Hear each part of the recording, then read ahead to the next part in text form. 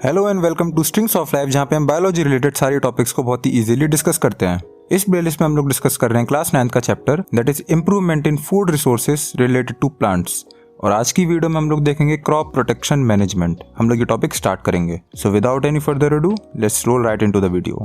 किसी भी क्रॉप की पूरी यील्ड का फुल पोटेंशियल पाने के लिए हम लोगों को ये बात बहुत ज़रूरी हो जाती है कि क्रॉप प्रोडक्शन और क्रॉप वैरायटी मैनेजमेंट के बाद हम लोग उस क्रॉप को प्रोटेक्ट भी करें।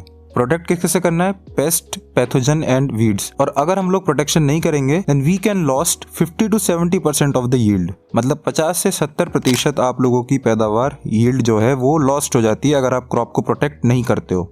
तो पहले देखते हैं प्लांट पेस्ट क्या होते हैं। These are organisms like insect, rats, mites, weeds and fungi which damage or destroy the crop plants। ठीक है, ये कुछ ऑर्गेनिजम्स हैं जो कि क्रॉप प्लांट्स को डैमेज कर देते हैं और डिस्ट्रॉय कर देते हैं। और क्रॉप प्लांट्स अगर डिस्ट्रॉय होंगी तो फिर उससे मिलने वाले प्लांट प्रोडक्ट्स भी खत्म हो जाएंगे। दे में even make them unfit for human consumption. और ये प्लांट को इस तरीके से इन्फेस्ट कर देते हैं कि वो प्लांट पूरा का पूरा ही ह्यूमन कंजप्शन के लिए बेकार हो जाता है। सेकेंड है pathogens. Pathogen are disease causing organisms and include bacteria, fungi, viruses etcetera. मतलब बैक्टीरिया, फंजाई और वायरस जैसे ऑर्गेनिज्म जो कि डिजीज कॉज करते हैं उन्हें हम बोलते हैं पैथोजेंस। थर्ड है वीड्स। वीड्स को हम लोगों ने अभी प्लांट पेस्ट के अंदर भी काउंट किया था। वीड्स क्या होते हैं? They are unwanted plants that grow and live at the expense of main crop for space, light, nutrients etcetera. मतलब ये मेन क्रॉप के साथ अनवांटेड प्लांट्स ग्रो हो जाते हैं और ये मेन क्रॉप के रिसोर्सेज पे ही लिव करते हैं, उन पे फीड करते हैं। कौन से रिसोर्सेज? एक तो स्पेस घेरते हैं, light, nutrients etcetera.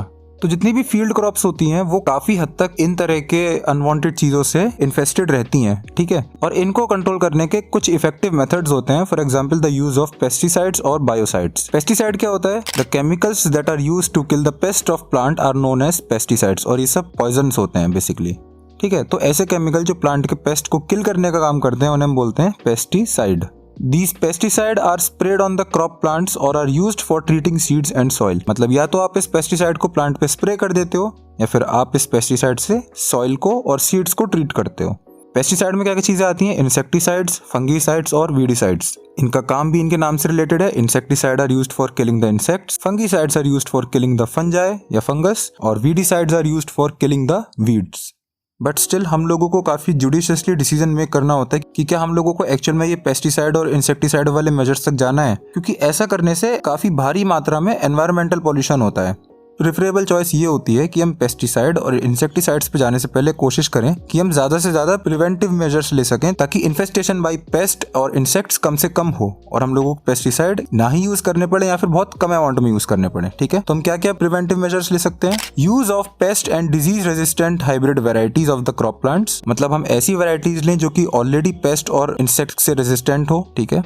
Second, selection of optimum time for cropping. देखो होता क्या है, जब भी मॉइस्चर या फिर नमी का अच्छा मौसम होता है तो फिर ज्यादा चांसेस होते हैं कि पेस्ट, इंसेक्ट्स, फंगस और वीड्स वगैरह ये सारी चीजें ग्रो करेंगी। ठीक है, तो हम लोगों ने जैसे दो टाइप की क्रॉप पढ़ी थी, खारिफ क्रॉप और राबी क्रॉप। तो खारिफ क्रॉप का टाइम जो कि ये मानसून वाला टाइम होता है अराउंड, इस टाइम पे ज्यादा चांसेस होते हैं कि इंसेक्ट का कहर ज्यादा बरसेगा बेसिकली। ठीक है, तो खारिफ क्रॉप में क्या क्या चीजें आ गई? मेज, मिलेट्स एटसेट्रा। अब ये क्रॉप तो उसी टाइम पे ग्रो करेगी, बट स्टिल अगर कोई ऐसी क्रॉप है जिसे आप अलग अलग मौसम में ग्रो कर सकते हो तो फिर आप ऐसी कोशिश करो कि उस क्रॉप को ऑप्टिमम वेदर में रखा जाए ताकि पेस्ट का इन्फेस्टेशन कम हो।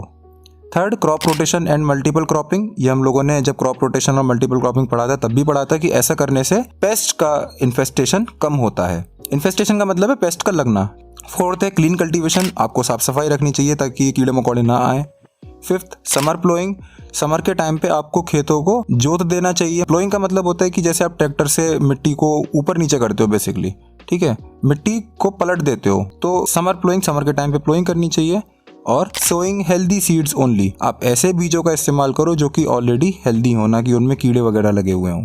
फिर हम देखते हैं हमारे इंसेक्टिसाइड किस तरह के होते हैं। तो दो तरह के इंसेक्टिसाइड्स होते हैं डिपेंडिंग अपॉन कि वो किस तरीके से हम उनको अप्लाई करते हैं। पहला हो गया कॉन्टैक्ट इंसेक्टिसाइड्स, सेकंड हो गया सिस्टेमिक इंसेक्टिसाइड्स। ठीक है, contact insecticides are toxic chemicals that penetrate the exoskeleton of insect, pest and kill them. इसमें क्या होता है, ये इस तरह के केमिकल हैं जो कि इंसेक्ट का एक्सोस्केलेटन, मतलब स्केलेटन सबको पता है इस पॉइंट तक, तो जो एक्सोस्केलेटन जो बाहर का स्केलेटन है उसको पेनिट्रेट करता है, उसको तोड़ देता है और वहां से जाके इंसेक्ट को मारता है। तो मतलब ये अपना एक्शन इंसेक्ट्स पे करता है। On the other end systemic insecticides are those chemicals जो कि पहले प्लांट से एब्जॉर्ब होते हैं, मतलब इन तरह के इंसेक्टिसाइड को पहले प्लांट एब्जॉर्ब करेगा और पूरी प्लांट की बॉडी में ये केमिकल फैल जाएगा और फिर उसके बाद जब इंसेक्ट उस प्लांट को खाएगा तो फिर उसकी डेथ हो जाएगी। तो दोनों का काम करने का तरीका अलग अलग है, ठीक है। बट सिस्टेमिक इंसेक्टिसाइड यूज करने के कुछ फायदे हैं ओवर कॉन्टैक्ट इंसेक्टिसाइड। क्या फायदे हैं? आपने एक बार सिस्टेमिक इंसेक्टिसाइड दे दिया जो कि पूरी प्लांट बॉडी में फैल गया, अब उसके बाद आपका पूरा प्लांट रेजिस्टेंट हो गया उस इंसेक्ट से। ऑन द अदर एंड अगर आपने कॉन्टैक्ट इंसेक्टिसाइड यूज किया होता और आपने सिर्फ स्प्रे किया होता और मान लो कोई इंसेक्ट उसके बाद आके बैठा या फिर कुछ घंटे बाद या 1-2 दिन बाद आया इंसेक्ट, ठीक है, तो फिर क्या हुआ कि वो इंसेक्ट जो था वो तो अब बच जाएगा क्योंकि उसके ऊपर तो इंसेक्टिसाइड स्प्रे हुआ ही नहीं था। ऑन द अदर एंड अगर आपने सिस्टेमिक इंसेक्टिसाइड दिया होता प्लांट को तो फिर वो जब भी खाएगा उस इंसेक्ट की डेथ हो जाएगी। और सेकंड क्या है, सिर्फ वही इंसेक्ट मरेंगे जो कि प्लांट को नुकसान पहुंचा रहे होते हैं। अगर कोई ऐसा इंसेक्ट या फिर कोई ऐसा जानवर है जो कि प्लांट के आसपास बैठा है, कोई इंसेक्ट है जो प्लांट के ऊपर बैठा है किसी पत्ती पे, उनकी डेथ नहीं होगी। तो ये भी फायदा है सिस्टेमिक इंसेक्टिसाइड्स का। इसके बाद नेक्स्ट टॉपिक आता है हमारा इंसेक्ट पेस्ट कंट्रोल। इसमें हम लोगों को बेसिकली देखना है कि देखो अलग अलग टाइप के इंसेक्ट्स होते हैं जो कि प्लांट को डिस्ट्रॉय और डैमेज करते हैं, ठीक है, और इनको हम लोगों ने उनकी हैबिट्स के बेसिस पे 3 क्लासेस में डिवाइड किया है। पहला हो गया च्यूइंग इंसेक्ट, सेकंड हो गया सकिंग इंसेक्ट और थर्ड हो गया बोरर इंसेक्ट्स या फिर बोरिंग इंसेक्ट्स। तो च्यूइंग इंसेक्ट का काम क्या होता है, जो कि च्यू करते हैं, ठीक है। तो इसमें देखते हैं ये वो इंसेक्ट होते हैं जो कि क्रॉप प्लांट को डिस्ट्रॉय करते हैं by cutting their roots, stem and leaves with their chewing mouth, ठीक है, मतलब ये उनको बेसिकली चबा जाते हैं, खा जाते हैं। किस किस को? रूट को, स्टेम को और लीव्स को। इनके एग्जांपल्स के नाम क्या है? Locusts, grasshoppers, caterpillar larva, grubs et cetera, ठीक है। सेकंड होते हैं सकिंग इंसेक्ट। ये उस तरह के इंसेक्ट होते हैं जो कि प्लांट सेल्स में से उनका सेप चूस लेते हैं, मतलब प्लांट सेल के अंदर जितना भी साइटोप्लाज्म एक तरीके से, ठीक है, क्या है, प्लांट सेल के अंदर जितना भी साइटोप्लाज्म और लिक्विड कंटेंट है ये उसको चूस जाते हैं और जब साइटोप्लाज्म या फिर प्रोटोप्लाज्म ही नहीं बचेगा तो फिर प्लांट सेल डेड हो जाएंगे। इसके अंदर कौन कौन से इंसेक्ट आते हैं? एफिड्स जिसके अंदर आता है एफिस, और लीफ हॉपर्स जिसके अंदर आ गया पायरेला, एंड प्लांट बग्स जिसके अंदर आ गया बगराडा। तो ये कौन से इंसेक्ट थे जो कि प्लांट का सेल से सक कर लेते हैं या फिर चूस लेते हैं और प्लांट सेल को किल कर देते हैं। थर्ड आता है बोरर इंसेक्ट या फिर बोरिंग इंसेक्ट। बोरिंग का मतलब होता है किसी भी चीज में छेद करते जाना, मतलब जैसे अगर आप जो ऑयल कंपनीज होती हैं जो कि जमीन में से तेल निकालती हैं तो वो भी क्या करती हैं, जमीन के अंदर कई फीट तक बोरिंग करती हैं, गड्ढा करती हैं, गड्ढा भी नहीं छेद करती हैं काफी मोटा, जिसके थ्रू आप ऑयल बाहर निकालते हो, ठीक है। तो ये क्या करते हैं, अब तुम लोग को समझ में आ गया होगा, ये वो फीडर्स हैं जो कि प्लांट को डिस्ट्रॉय तो करते हैं बट कैसे, उनके अंदर रह के और उनमें छेद कर देते हैं, ठीक है। फॉर एग्जाम्पल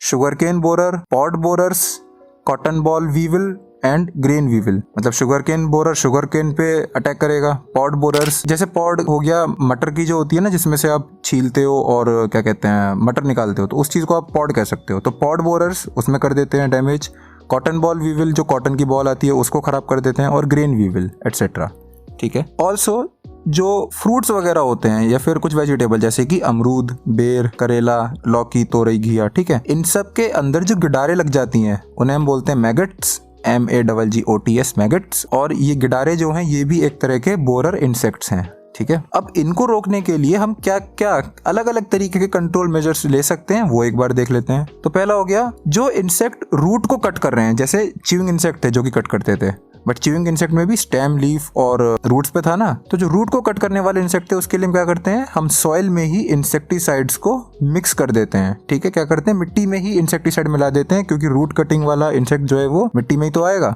ठीक है। और कौन से इंसेक्टिसाइड, एक एग्जाम्पल देख लो, क्लोरोपाइरिफॉस, ठीक है। सेकंड, फिर जो इंसेक्ट ने जो कि स्टेम और लीफ को कट कर रहे हैं उनके लिए हम क्या करते हैं, हम कॉन्टैक्ट इंसेक्टिसाइड्स, मतलब वो इंसेक्टिसाइड जो कि ऊपर से इंसेक्ट का एक्सोस्केलेटन डिस्ट्रॉय कर रहे थे उसको स्प्रे कर देते हैं या फिर डस्ट कर देते हैं प्लांट के ऊपर। मतलब हम ऊपर से ही इंसेक्ट के ऊपर स्प्रे कर देते हैं और डस्ट कर देते हैं किसको, इंसेक्टिसाइड्स को। कौन से वाले इंसेक्टिसाइड्स को, कॉन्टैक्ट इंसेक्टिसाइड्स को। पहले में हमने क्या किया, क्योंकि वो रूट कटिंग थे तो हमने सॉइल में इंसेक्टिसाइड्स मिला दिए। फिर सेकंड में हमने क्या किया, स्टेम और लीफ को जो कट कर रहे थे क्योंकि वो ऊपर की तरफ है वो हमको दिख सकते हैं, तो हम लोगों ने ऊपर से इंसेक्टिसाइड छिड़क दिया, कॉन्टैक्ट इंसेक्टिसाइड। फॉर एग्जांपल मेलाथायोन, लाइंडेन और थायोडेन, ठीक है, ये एग्जांपल्स हैं इंसेक्टिसाइड्स के। फिर तीसरा आता है, अब जितने भी इंसेक्टिसाइड सैप सकिंग है, मतलब जो कि सेल का लिक्विड कंटेंट या फिर साइटोप्लाज्म टाइप का जितना भी कंटेंट हुआ उसको सक करके किल कर देते हैं प्लांट को। उसके लिए हम क्या करते हैं, हम सिस्टेमिक इंसेक्टिसाइड को स्प्रे करते हैं प्लांट के ऊपर ताकि वो हर सेल के पास पहुंच जाए और इंसेक्ट जहाँ पे भी प्लांट को डैमेज करे वो खत्म हो जाए। For example dimethoate and Metasystox. तो ये था इस वीडियो के लिए क्रॉप प्रोटेक्शन मैनेजमेंट का टॉपिक, जिसका भी हमने स्टार्टिंग का पार्ट ही देखा है। आई होप आप लोगों को सारी चीज़ें समझ में आई हो। इसके बाद हम लोग देखेंगे कि वीड कंट्रोल कैसे किया जाता है। अगर किसी का कोई डाउट हो तो मेरे से कमेंट में पूछ सकता है, किसी को कोई सजेशन देना है वीडियोस के बारे में तो वो भी मुझे बता सकता है। मिलता हूँ मैं आप लोगों को अपनी नेक्स्ट वीडियो में। Till then take care, keep learning and bye bye.